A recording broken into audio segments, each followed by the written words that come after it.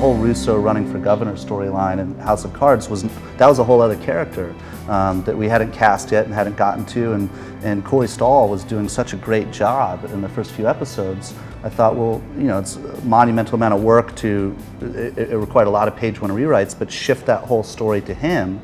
But even though we were moving fast, since that was a few weeks or months ahead, we could do that. We could stay ahead of it, and yeah. You can adapt. You can adapt if something is. That's why I try never to break more than the first 5 at once, because you want to adapt. You see stuff come in, you cast people, they score and you didn't expect them to, or they seem more interesting, or we can't stop talking about them in the room. Give us an example of something like that from Mad Men. Something where there are people the storyline went to a place with a character that you didn't anticipate.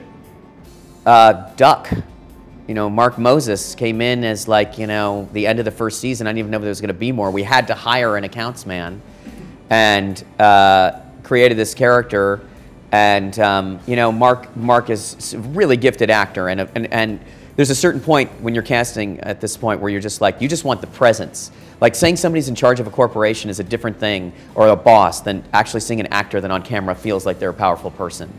And it has nothing to do with experience, it's just some kind of chemical thing at some point. Maybe it is experience, I don't know. But anyway, Mark came on for a couple of episodes, and I watched the dailies, and I got this, it was the last 2 episodes of the first season, and I didn't even know if there'd be more of the show. And I got this flood of response from people in advertising who had not said a word about the show, saying, you finally have an account man on the show. Because they were all annoyed that Don was so good looking, and there's no all the creatives look more like me than like Don Draper, and you know, he looked like an account man or whatever else it is. And they saw Mark Moses and saw Duck and heard the way he talked and his vests and all his you know, being in Alcoholics Anonymous, all this other stuff. He just rang true, and he ended up becoming this gigantic character on the show. He was the major conflict of the second season. People come in for a line, you know, and they just become something, you know. So did that happen on Homeland at all?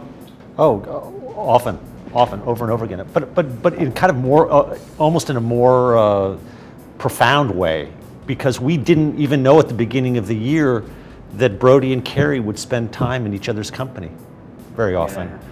And the episode where they actually did, I think it was the 3rd or 4th episode of the first season, all of a sudden these 2 actors, you know, walked on the stage together, and it was, you know, I mean, I remember seeing the dailies and just, you know, the word chemistry was just flashing on the top of the screen. And I said, well, we're going to have to completely figure out a way to put them in each other's company in a way that we hadn't planned to before.